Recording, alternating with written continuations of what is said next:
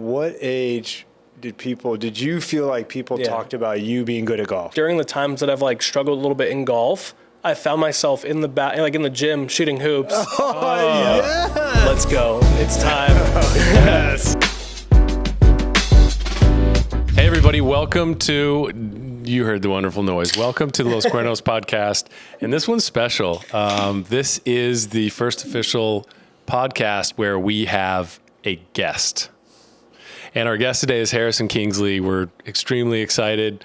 We're going to get all into all that really, really soon. But today we are at Bermuda Club in the Speakeasy here in Carlsbad. And let's just get into it.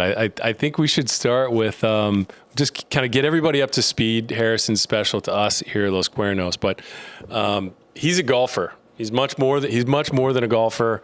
It's not what defines him, but he is an exceptional golfer. So, and that's kind of how we got to know him. So, I want to turn over to Harrison and give a little background on his golf, and then we'll get into kind of how we got to know each other. Yeah, for sure. Pretty much, I started golfing when I was actually 1.5 years old. My dad, he played golf in college, and he tried playing professionally, and it didn't really work out. But he still played golf through business and stuff. So I was 1.5 years old. My mom worked in San Diego as a hairdresser, and she would go there on the weekends, and my dad didn't have work. And he's like, what am I going to do with a 1.5-year-old baby? Right. What am I going to do? So he would put me into the stroller, and pretty much as a newborn, I would, watch him hit. And it's kind of a similar story that you hear. But one day I pretty much got out of the stroller, tried grabbing a golf club, and started to try to mirror him essentially, and hit shots. And he was like, let's go, it's time. Oh, yes. But even to fast track, or just go back before that, I had plastic golf clubs in the delivery room. So there's pictures of me with plastic golf clubs next to me as a literal hour-old, newborn. Wow. Yeah. So basically just got introduced to the game by my dad, and even at 3, 4, 5 years old, I would go and wake him up in the morning and be like, hey, let's go practice. Let's go to the range. Because I grew up at the Merida Valley driving range. It's probably about a 5-minute walk, 2-minute drive right there in Marietta. So how many times have you hit balls there? How many balls maybe? Oh my gosh. I would say a large bucket of golf balls is probably 90 balls. I practiced there from 1.5 years old to probably 15. That's when I joined Bear Creek. So almost 15 years worth of golf balls at maybe 200 times a year, maybe a little more as I got older.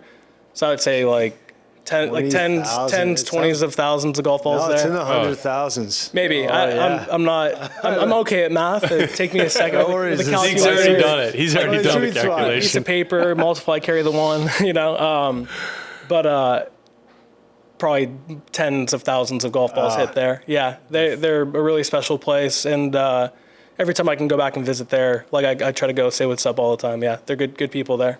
Okay, so good range. You born with the basic club? Yeah, pretty much. And you know your way around it. At what age did you feel like people talked about you being good at golf? How young? Yeah, honestly, that's a good question.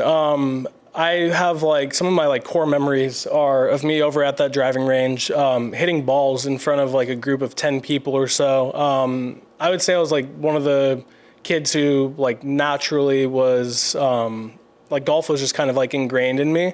And Are you trying to just say it was easy? It's easy. No. How old are you? 7 or 8 years old? No, And gather around. Honestly, probably 4 or 5 years old. Oh my God. Yeah, we have videos and pictures of that age, and my swing was pretty solid, and I could get the ball off the ground, and I was a pretty good chipper. And one of my one of my core memories was I think I had a group of 5 to 10 guys watching, and I was actually hitting chips, and I had a couple chip-ins, and they were all just kind of blown away. And that's one of my first core memories with golf is being over at the Merida Valley driving range and chipping one in, and people just being kind of in shock, what? That doesn't. The gallery. I was what's this little kid doing? Yeah. Okay, it's a special number. You didn't know I was going to ask you this.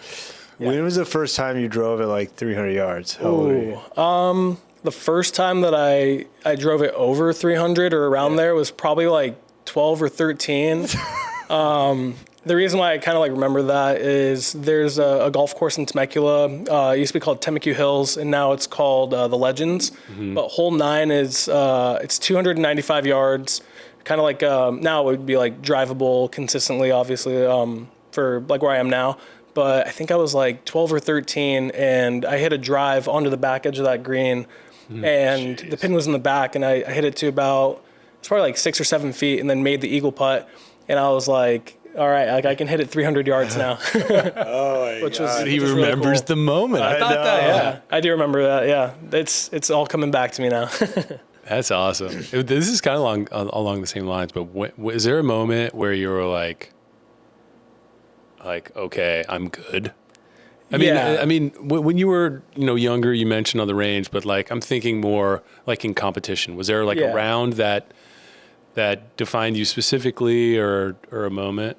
I wouldn't like necessarily say a specific round, or at least I don't have like one right off the top of my head. But when I was 13 years old, I started playing in like the 15 to 18-year-old division, and I think I won Player of the Year. I think when I was 14 for the 15 to 18-year-old division for Valley Junior Golf. It was a junior golf tour.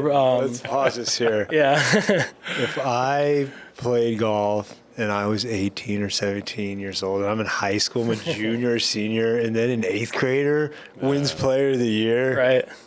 That's incredible. Yeah, it was really fun. But like I was like decently like big for my age. I mean, at 12 I was probably like 5'7" or 5'8", or I guess 13 because for the 15, 18 I was probably like going into high school I was like 5'9", 165 pounds. So I wasn't like, like really big or really small. So, but I was playing against guys who were, I think, like, 6'3", 6'4", 220, like guys who had already like, gotten to working out and were ready to go play golf in college. And, fortunately, like I worked really hard and was able to perform in tournaments under pressure and like win that points race for that year. So that was really cool. But that's kind of when I knew like, okay, like you love golf, you work really hard at it, and you're actually starting to see the results.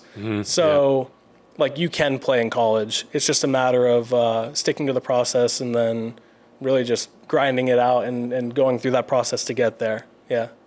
That's a great segue. And you're local, San Diego guy, Murrieta guy, but just 45 minutes from here. Talk about going to college and going to USD, being on a team and your experience there. Yeah, so my recruitment process was like kind of different than some other guys, at least from what I've talked to them about. And essentially, I didn't go to my university that I ended up like staying at for 4 years at first. Originally, I wanted to go play for Chris Riley at University of San Diego, and they really wanted me. So we had a meeting there at USD, and they were like, all right, so like we're looking for guys who hit the ball far. Like, how far do you hit the ball? I was like, I average like, 320 or so. And they're like, dude, like, okay, we want you. We want to help like develop you and get you ready to play like pro golf. So what ended up happening was the previous coaches unfortunately gave out all of their scholarship money for that year. And then they had to like move some stuff around. They were able to give me a 50% scholarship, but USD is like 80,000 plus a year. And I don't come from that like type of money to be able to afford that to start and then to get to a full ride. So I actually went to California Baptist University and ended up playing there. And I loved it. Like the guys were awesome. The school was awesome. The coach was awesome. But the problem was they weren't able to play in postseason in regionals because they just became a Division I golf school. So they had to go through their process, and unfortunately, like it was to where it wasn't going to like make me a better player in the long run because the competition was a little bit shorter than, or the year was shorter because they couldn't play in regionals or in postseason like golf.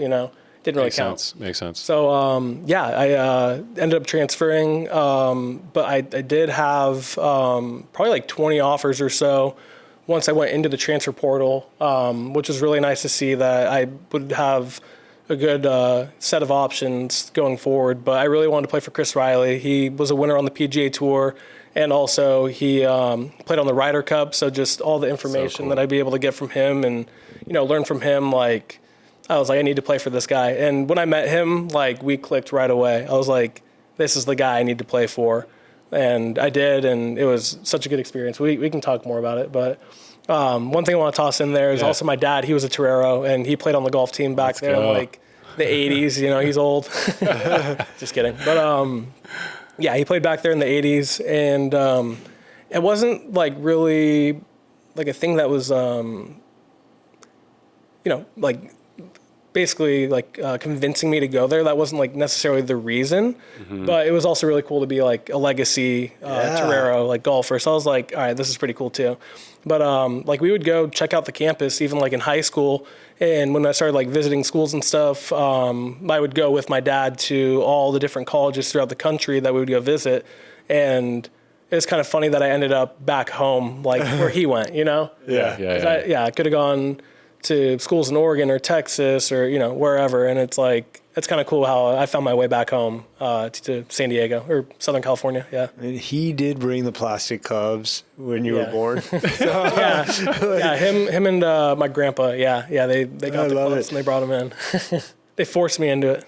All right, let's keep on the San Diego theme here. It's a nice hat, by the way. Thank you. Go Padres. Yeah. Let's go. Huge Pods fan. Harrison is. And we'll talk about how we got to know you. Before we were introduced that you played at the Farmers. Yeah. Right? So walk us through that story of how you got here, because it's so amazing. Yeah, so the 2023 Farmers, I basically went through like the qualifying process as an amateur. I was a fourth year senior because we had COVID, so I stayed for a fifth year at USD. But yeah, so I went through that qualifying process, played in the pre-qualifier over at Twin Oaks, which is over here. I think I'm not sure the city it's San Marcos. San Marcos? Not far. Yeah, so it's in San Marcos, and played in the qualifying there. I think only 4 guys made it, and there were 70 or so players, and I shot 65, which ended up winning the qualifier. Got me through into the Monday, which was over at my home course, Bear Creek in Marietta. Oh, and he's like, it's over. Yeah, that was the first time that I got into the Monday at Bear Creek. Okay. Okay, slow down. Yeah. So you're a senior. Yeah. In college. Yeah, 22 years old, I think. Yeah, 22 years old. You win a qualifier. Yeah. And so you're going to play this round. Yeah. That means, and you've thought of this your whole entire life. Pretty much. Yeah. I've gone out and watched that qualifier. I went out and watched Q School at Bear Creek. Just like grew up around all the guys who were playing in those qualifiers and stuff. So it was like kind of like leading up to that moment of like, all right, now it's my turn to like try to go play. Was there there had to be a different buzz there. Yeah, it was pretty cool. Anytime like playing at home, it is different. And we can talk about that more with like Q School. We talk about that later, but it is a little bit different because it's like the expectations are kind of raised by people around you, but you just have to like lock in and not think about what others might think of you if you qualify or don't qualify. Okay. Yeah. So a couple of things. I'm so excited about this. Yeah. How did you think about before that round, and then like if you could talk about like how the round progressed and what you were thinking? And yeah, for sure. Like honestly, I think I was pretty like confident just because it is your home course, but you're also like nervous because of that expectation of like, oh, I need to play well here. Mm-hmm. But I think because of how hard it was playing, like we had 55 to 60 mile an hour winds at some points during the round. Like there were like wind advisory warnings, like stay inside, debris and flying around and dirt and this and that. So it's like we were playing in some of the toughest conditions. So really in those situations, like it takes like 50% or more of the field out just because of the mental aspect. Like you have to be like 100% prepared, all in mentally in order to like just basically stay in it long enough. And I played a really, really good round. I got to 4 under par at one point, which felt like I was like 10 under because of how crazy the wind was. Like, I can imagine. What hole were you on at 4 under? I was like 4 under with I think 3 holes left, and honestly, like I had a bad like finish result wise, I guess you could say, but Like, it was blowing so hard, and it was like the two of the tougher holes coming in, and I didn't like really hit bad shots. I just kind of like I misjudged one and made a double bogey, and then that put the pressure on, because now I'm like, oh my gosh, like I'm going from winning this qualifier to now I'm like I'm in the thick of things again. Like, it's a competition now. So that put me down to like 2 under, and coming in. Hole 9 at Bear Creek, if anybody listening has played it, they know that it's a pretty tight tee shot, but the risk reward is better to hit driver. And luckily, I hit my drive down the left side, and it took this like weird hop left into the bushes, and I was able to chip out and just like salvage a bogey. And then the wait happened. I had to wait like 2.5 hours because that was like one of the earlier tee times. So I had to wait like 2.5 hours or so. So I like got lunch, literally like left the course, went over to Wabba Grill, grabbed lunch, came back, and I'm just like watching the leaderboard, and it's, just as windy. I have a question. I mean, you're talking about the mentals, and I love where we're at here, so we can just lean into it. For sure. This is great. This is awesome. I think I remember you saying you have a mental coach. Yeah. So did you call him? Or we weren't working at that point. One of my best friends, Craig, it was funny, like him and I met once in college golf, but didn't meet for a few years later. And then he played at USD for his like COVID year, and I was his like volunteer assistant coach. So I was like, I just like basically practice and golf with him and stuff. He introduced me to Dan, who's been just an awesome blessing in my life and has helped me out a ton, and just helped me like learn about the mental process and how to just like understand it better and understand myself better as a player and as a person. But yeah, he's helped out a lot. But basically, I wasn't working with him quite yet. So, and that's actually around that him and I have talked about, like together. It's like, you're playing the best golf that you possibly can play in those conditions, and you had a little bit of a whoops. Like, how do you deal with that? How do you mentally like lock back in? And it's something that I like was okay at basically through my own experience, but not like ever taught that. But now like I have like a lot better idea of kind of how to manage it and to stay in the present and to stay in the now, instead of being like, oh my gosh, like now I'm only 2 under par. Now I might not be close to qualifying. I don't know what other guys are at. Slippery slope. Yeah, exactly. Yeah. And that's where a lot of players like don't reach their full potential because of the fact that, it's bound to happen where you have a shot or a hole that doesn't go your way, and it's how do you deal with it, Yeah, it's like, that's for life. Yeah, it is. Yeah. Literally. Yeah, and that's kind of why I said that it's made me a better golfer and person, because, I've had situations where things haven't necessarily gone my way when, like I've mentioned with you guys before, but like contracts have been signed or like this or that. It's just like, how do I deal with this on and off the course now? And that's why, it's golf and life as well. Yeah. So you're a long-term guy. Like, you've been thinking about every step. I'm going to play for this coach. I'm going to do this because your goal is to be the PGA. Yeah. It's not all the other stuff. It's a good segue. So you said it's always a long-term play, and I think that's something that we're all aligned on. And maybe for a second we can go into like why, how we met. Yeah. It's like he's got the Padres hat on. He's a San Diego, Southern California guy. So are we. So is the brand. Yeah. Zeke, do you want to touch on this? How we got connected, or yeah? Go for it. It's so crazy. How we met was a guy that I know named Steve Miller, who I used to play pickup basketball with. In the like 30 years ago. Yeah, God, it sounds such like a big number. Before Harrison was born. Maybe it was 20 years ago. Yeah. But I used to play with this really cool group of guys who actually turned out to be a bunch of business leaders in San Diego. Yeah. And even when I moved to Long Beach, where I met Cory, I would drive to San Diego and like leave my house like 5 in the morning to pick up basketball, or 5:30 in the morning. And then Cory's even played with him. So some preface there, long-term relationship. Steve's a great guy, Steve Miller. The best. Used to be partnership with the Chargers when they were in town. But just all around amazing human being. He mentions to us He's like, hey, I know this golfer. His name's Harrison Kingsley.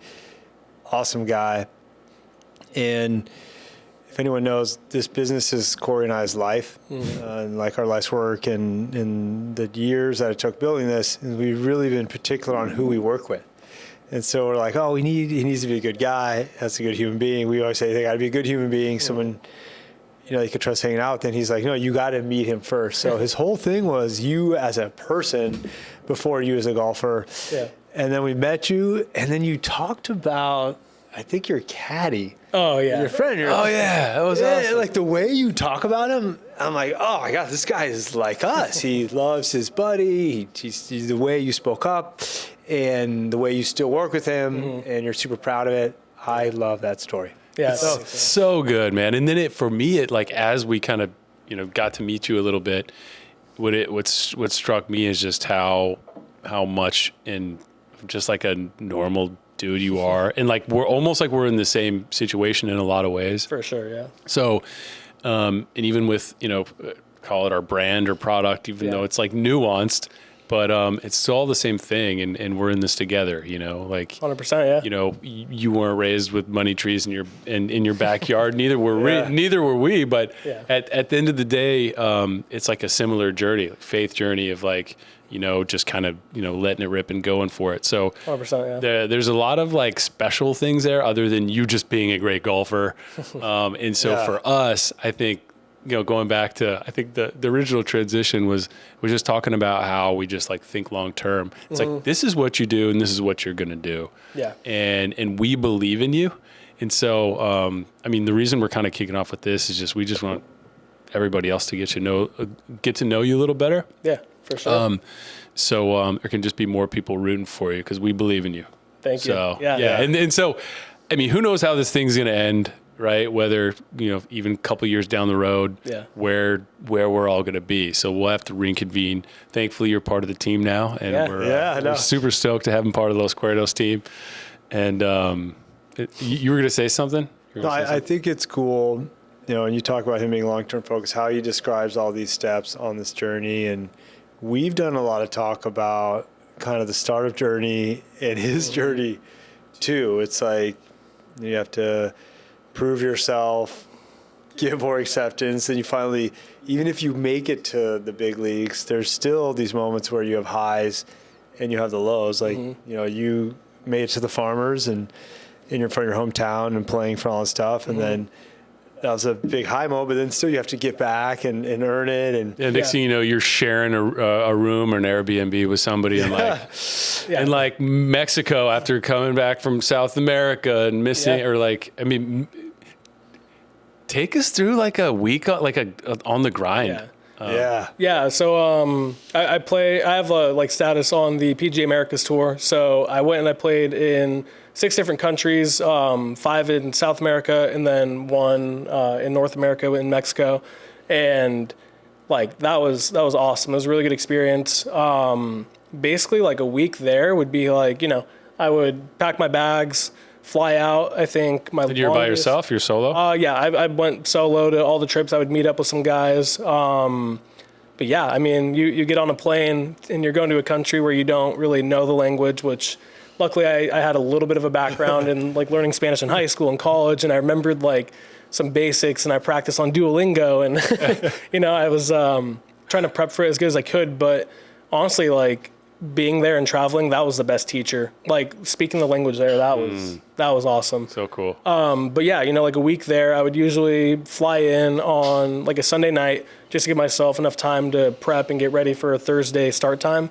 And, I think the longest travel day I had was like 28 hours. We had 3 different layovers, and each layover was 5 hours. So I would like be sleeping in an airport in Panama, taking a nap and, not knowing the language, but getting to meet like a lot of really cool people and see a lot of really cool cultures. But, so I would get to the course, or get to the country I'm supposed to be in, Uber to the hotel, check in, get some good rest.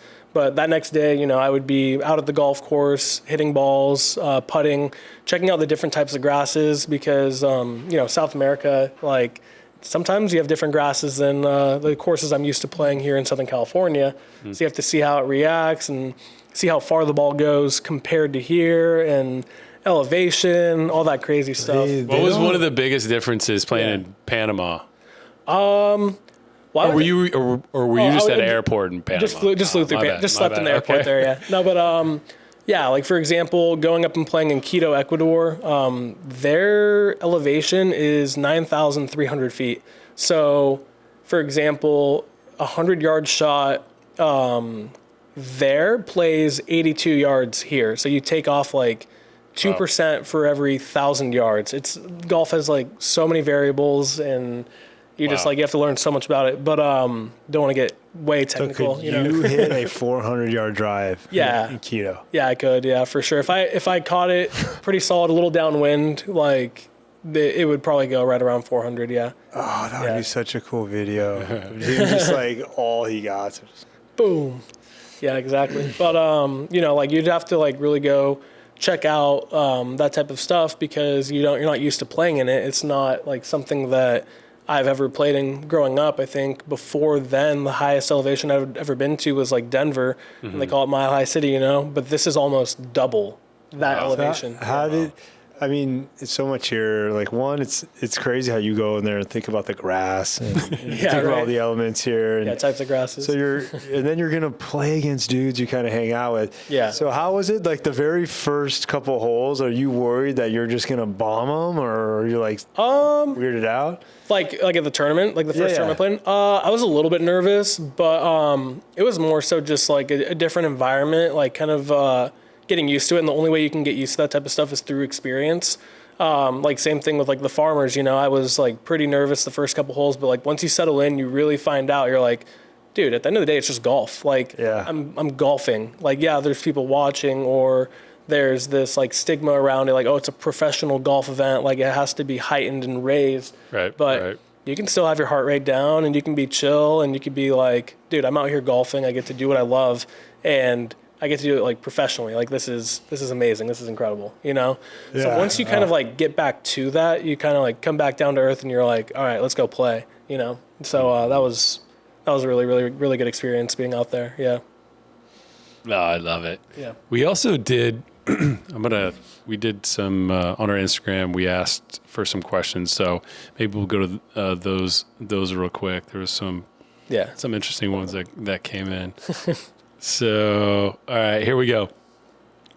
Oh, this is a loaded one. It says, what is everyone's goals before the end of the year? I might have to come back for to all that. of us? Yeah, I'm not sure. Okay. And have you played any other sports? Yeah. Growing up, I played basketball, played like flag football here or there. My dad wasn't super keen on tackle football just because of like the injuries and the head injuries and stuff. And now we see how that's kind of like played out with like CTE and stuff. So I'm kind of glad I didn't. But I played basketball. I played up until high school, and then I just kind of like knew I was like, I'm not going to be 6'5" or taller, so it's like probably not going to have like the best chance of playing in college, even though I was a really good 3-point shooter. He misses it. Yeah, I mean, really quick segue here.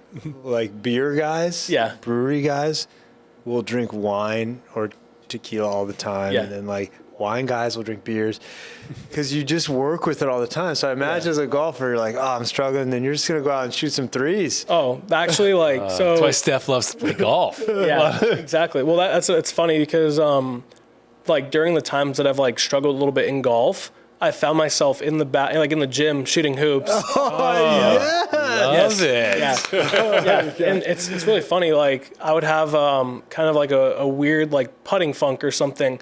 And I'd be in there shooting free throws, and it's like almost like you have to. Yeah, it almost fixes it in a way. Yeah, it helps like you get like that flow back, because like if you're shooting a free throw, you can't be like quick with your shot. You have to just like let it come off your fingers with the spin and everything. Yeah. You have to allow it to come off your fingers, and it's the same thing with golf. You have to allow the ball to come off the putter. You can't hit it. We love basketball here. We love golf here. Me as well. Yeah, but I played in high school. But I was pretty good. My sister played in college, and I taught her everything she knows. Of course you did. No, I'm just kidding. But I love basketball. Still follow it. but I do miss it a lot. But that was like my second sport growing up. And, you know, like I said, like once I knew I wasn't going to be super tall, I was like, and also like, you know, I did love golf more and I knew that was like my calling. So when I got to that point, I was like, yeah, like I know I'm going to miss basketball, but I have to make a sacrifice in order to like put all my time and invest like all my focus into one thing to maximize like to be as good as I could be. Yeah. You are our first Los Cuernos athlete. Yeah. We're going to get you out on the court one day and just mess around and have some fun. Dude, that'd be awesome. Yeah. Okay. We still do. By the way, James is here in the audience off camera. And we're going to, we've always talked about it forever, getting a few of the cameras out when Saturday morning when we like to play. So anyway, you're going to be there. I will be there. Settled. Yeah. And you guys will see if I'm full of it or not. Oh, Corey, you're good. Corey could shoot it, man. Corey's got the step back three. So why you got to build up pressure? It's all good. Yeah. Okay, let's see what else. This is kind of random, but it says, what's one thing Harrison doesn't like about golf?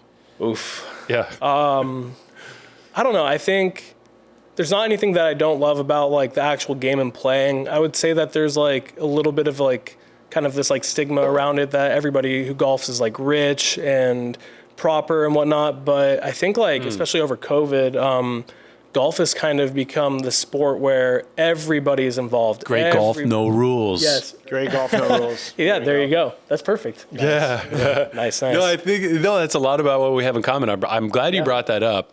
And I'm only really thinking about this now, but it's like golf. Yeah. If you look at golf and wine, they're probably two of the things most steeped in tradition. Very steep in tradition. But sure. and there's respect, there's reverence for all that for great reasons. Yeah. But it doesn't necessarily have to be. So what do you think about, I mean, I have a feeling I know what you think about it, but like I've even noticed in kind of the last handful number of years, so many more people getting into golf. Yeah. So many more people like, I mean, even brand wise coming out with like cool golf gear that's not really golf gear. It's just cool gear. Yeah. Right? And so, I mean, it's probably a little different for you because you're playing at all the super fancy places and you can't avoid it most of the time. But like, how do you feel about how, or I guess, have you seen it, kind of that transition? How do you feel about it? How it's become a little more like relaxed? Yeah. A little more chill. Yeah, a little more casual or just tangible? Yeah. I personally like it. I've had, like a lot of friends who have gotten into golf and they're like, dude, I wish I played this as a kid. I wish I played it growing up. And it's just really cool because it's like you can use golf for business. You can use it for like time with your friends. You can use it as a hobby that you want to get better at. Or you can go down the route of like, I've, not even like played my whole life, but like for me, I have. But there's guys who I know who've gotten into golf later and they're like, dude, I want to give it a shot. Like this could be like my life's goal or like purpose. Like this is what I want to do. And it just like, it's a really, really great game and a really good option. But it's basically just built behind, having you and your boys going out and playing golf and just having a good time. And also women's golf is like, it's growing a lot. There's so many good players out there. There's players out there that would whoop, like. Oh, for sure. Whoop. Just say it, me. Yeah, me. No, well, but it's always funny. It's kind of random, but they always have like that single-digit handicapper who's like, oh, if I went and I played on an LPGA Tour event and I played from their tees, whatever, like I'd beat them. No, you would not. You would get your butt whooped. They're so good. Yeah. So it's awesome to see, just like women golf like growing and booming, as well as like just golf in general. It's really cool. It's a really, really cool thing to see. Who's your dream foursome? Oh, that's a good one. I would say probably me, my dad, Tiger, and then probably Arnold Palmer. I think he would. That'd be a good one. That'd be a good one. Yeah, Arnie had like a really good personality. I think he'd be the one like you can joke with. You can just have like a good time on the course with. Tiger, just because I'd want to pick his brain and I'd want to learn like just how he was like able to get into the zone as much as he was and be as dominant as he was. And then my dad also, of course, because he helped me like get into the game and has been there throughout the whole entire time. And he's also a really good golfer. So I think it would be he could hold his own. Yeah, we could have like a little like a gambling game or something, little 2v2. Okay. Okay. Exactly. Yep. That'd be my dream foursome for sure. Okay, cool. So wait, I had one more. Where did it go? Oh, I was somebody asked because they had heard us previously talk about how you mentioned how we're kind of like each like startups and stuff like that. So somebody asked any weird like side hustles to like stay afloat, you know, kind of in between different stuff that you do or. Yeah. I would say there's nothing like super weird, but like I would go and caddy on the side. That would really help out. I had kind of a situation where I thought I had money kind of like guaranteed, contract signed, and then it was for a good amount of money to where I'd be able to play golf for the next 3 years. And that, unfortunately, the person kind of ghosted me and backed out. It was a really weird situation, even after signing. And so I had to like figure out like, I just went from thinking I have, oh my gosh, we feel you, Harrison. Oh my God. Yeah. But that's the reason why I started caddying a little bit. So I caddied over like at the farms in Rancho Santa Fe, the Grand in Del Mar, and then Del Mar Country Club. And that really helped out because like, you know, you're out there kind of working your butt off and you're caddying for people who are new to golf. You're caddying for guys who are solid players wanting to get better. And you really have to like almost entertain in a way. Which is like pretty easy just because I'm myself and I want to ask questions and talk with them and, you know, even get to know them throughout a 4.5 hour round. But yeah, no, I started caddying, which paid pretty solid, but was taking away 4.5 hours of my practice day. Plus driving and stuff. So it's like, I didn't want to get into a situation where I was like comfortable doing that. I wanted to like kind of create. It was a means to an end. Exactly. Yeah. So that, and then you know, yesterday I just shot like my first commercial with Nike. I was a body double. I can't really say who it was for. The stuff. Was he a really good golfer? Who you were a body double for? Let's just say he's very good. Okay. Very good. Okay. Very good. Cool. But that was super awesome. Unfortunately, I wasn't able to like talk to him a ton, just because there were like 40 extras there and stuff, and but the shot ended up. What did they have you do in the commercial? I mean, if you can share, like whatever you can share. I just like basically it was cool. I did basically all the prep work to get ready for the player to step in. We did like lighting, basically just practiced all the shots that they were gonna take. Basically just help them prep, and then once it was like go time. You know, 3, 2, 1 action, he would basically just kind of step into my place, literally like where my feet were standing, you know? So cool. So it was, that was really cool. But like those are two of the things I would say that aren't like super weird, but kind of like the side hustle things that you have to do. Because, you know, like I've been able to save up to like play in a couple events, and you just use whatever earnings you make in those events to go to the next like tournament. It's almost like poker, you know?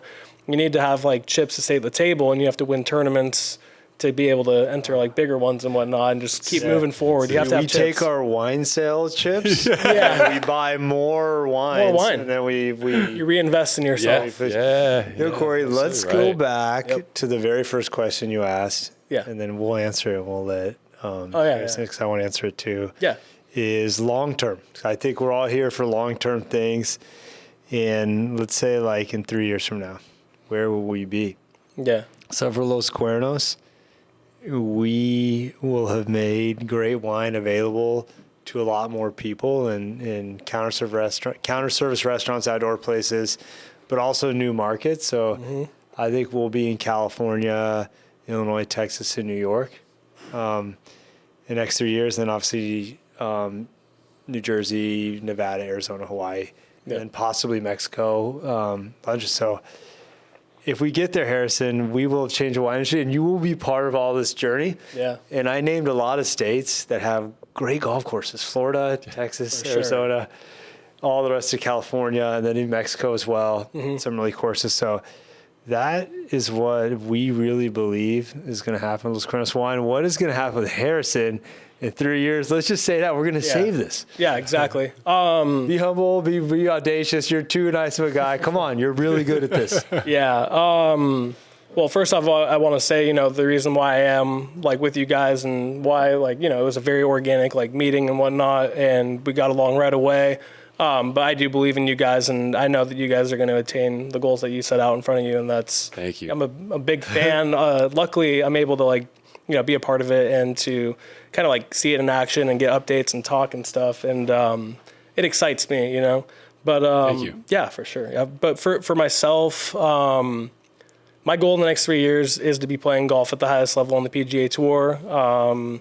It's to just like basically fulfill my dream and all the hard work that I've like basically put into this. You know, I've put my whole life into it, and it's been such a blessing that I've been able to do it for this long and to continue to do it.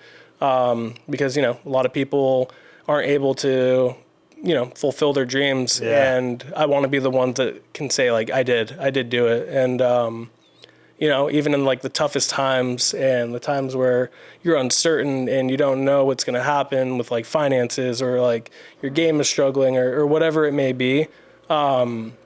I've never wavered. I've always had faith, and I've always trusted in the plan that is like set out for me, you know? Oh, I love it. Let's go. But yeah, The chills, dude. But yeah, playing on the PGA Tour is 100% the goal. Yeah. Yes. Well, we are going to be excited to be with you when that happens. And, Can't wait. Me as well. And you put in all the work. Like that's the thing that you day to day put in the work. Yeah, we're excited. Yeah. This is awesome. Cool. Anything else we should touch on? A couple rapid fire. Yeah. Favorite local taco spot? Ooh. Tacos El Gordo. Yeah. Whichever location. That was Zeke's. That's my favorite. Yeah, I get the tacos de Arabaras. Eso. Yeah. Oh. Al Pastor. So good. Yep. And this is kind of a trick question, but this also came in from Instagram. It said, "What is in your cooler after a round?" So I think you're obligated to say one thing. In my cooler? In your cooler after a Like round. nothing. Yeah, thank you. Because Los Cuernos has been, what's the word? Is it drunk? Yeah, maybe drunk. Not drank. Drank would sound funny. I think drunk. Yeah. No, but yeah, no, I've had Los Cuernos out on the golf course. Like as a pro, you don't want to like get in the habit of doing that too often. Usually, like I'll come home and after a long day, I'll go through my stretching routine, make dinner, and then I'll have a can of wine right there ready for me. Love it. But the couple times that I have on the golf course, there was nothing left. we had them all, and it's been a massive hit. At the courses that I brought them over to. So Sweet. yeah, we're gonna keep working on getting them in there. Touche. Yep. Well, it's been awesome having you, man. I have a feeling this won't be the last. It'd be cool to do one like in that one of those little like those little outhouses where you sign your winning card. But yeah, right. We'll have to have you on again, and it's just awesome having you part of the family. And, Yeah, thank you guys. Thanks for your time, dude. Appreciate you both so much. Thank you, boys. Yeah, we're stoked that you're a first athlete, and we're excited to watch in the next couple of years. Yeah, it's gonna be great for both of us. It'll be awesome. Yep. Let's go. Cheers. Cheers.